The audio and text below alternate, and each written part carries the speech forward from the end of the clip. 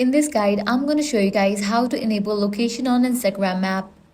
Let's get in. First, launch your settings. Scroll down and navigate to the option Privacy and Security. Now, head over to the option Location Services.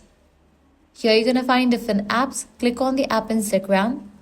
Now, checking for the option Always or while using the app. Once you have given location permission to the Instagram app, close this and launch your Instagram. Navigate to the profile page, click on three bars given at the top right.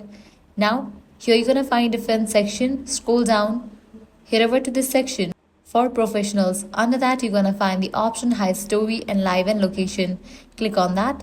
Now click on the option Location Sharing. You'll get this kind of pop-up, share location with mutual followers, close friends, specific accounts or invisible mode.